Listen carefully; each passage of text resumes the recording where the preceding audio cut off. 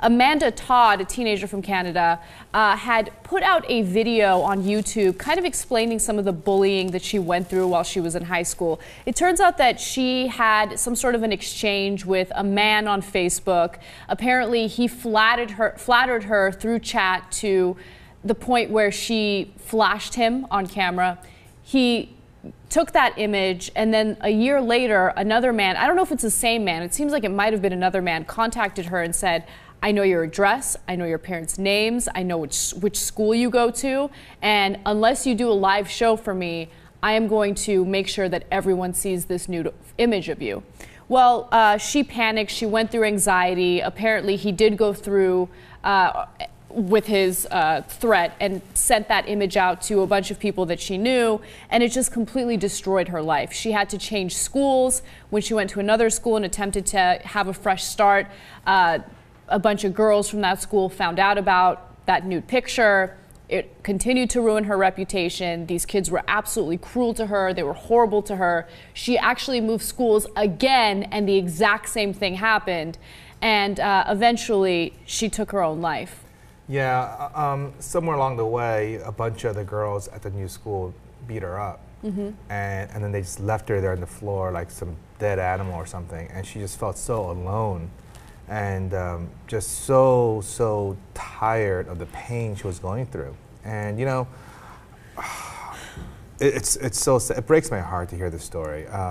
And you know, you look at these pictures of her, she's a very, like, you know, she's an attractive young girl. You would think she's having the time of her life and you know, having, you know, being popular in school. But I mean, it just, I don't know what else is going on in her life, but I feel horrible for her, and I feel horrible for her family. I feel horrible for her as well, and her family. I mean, they did everything they could to get her the help that she needed because she was severely depressed. They went to counseling. She was taking anti-anxiety pills, anti-depression pills, whatever she needed to kind of get through this obstacle in her life, and she couldn't get through it. And there are really two different issues here. One is an issue we've talked about extensively, and that's the bullying issue. And the other issue is the nude pictures, the sexting, you know, young girls getting lured into or being convinced to send people, strangers, naked pictures of themselves over the internet. I feel like education is usually the best way to combat these kinds of issues. So in this case, she's dealing with both problems, right? She got tricked into sending this naked picture when she was young, right? And this guy used it against her. We have to educate young girls about the consequences of doing this, right? And I know I joke about it a lot when it comes to adults. I always say, don't do it, it's gonna end up on the internet. But in this case, it's considered child pornography. Mm-hmm. And it really ruins these young girls' lives. And I feel like this is why comprehensive sex education is so important, because sex education is something that's constantly evolving. Of course, your anatomy doesn't change, okay? I'm not Todd Aiken, I'm not gonna say something stupid like that. I'm sorry, Todd Aiken is not my favorite person, so sometimes I can't hold back. But, you know, comprehensive sex education can touch on issues like this. It can tell young girls, look, here are some examples of what happened to teenage girls who decided to send these pictures of themselves through the internet or to their boyfriends or whatever it is. There are real consequences, and we should discuss them. When it comes to bullying, we need to handle the situation differently. I'm tired of the administrators that don't do anything about it. Obviously, this was an ongoing thing with her. The administrators weren't doing anything about it. They were allowing it to happen, and it's unacceptable. I want administrators to get fired, okay, when bullying is an ongoing thing and they don't do anything about it. I'm not sure that that's the case here. I mean, there are some people who are deeply depressed, and they may have a hormonal imbalance or whatever it may be, and it's, I mean, there's not much more that can be done for them. I'm not buying that, though, because they did everything they could for her to deal with the bullying. Mm-hmm. But my sense is the bullying was ongoing and there was no adult intervention. There were no real consequences for the bullies. If I'm an administrator at that school and a group of girls go around tarnishing the reputation of another student, you're in big trouble. You're getting expelled, okay? I'm talking to your parents. This kind of stuff is not going to happen. But the environment in schools right now is not that way. Right now, teenagers get away with saying and doing whatever the hell they want, especially when it comes to, social circles and the way they treat other students.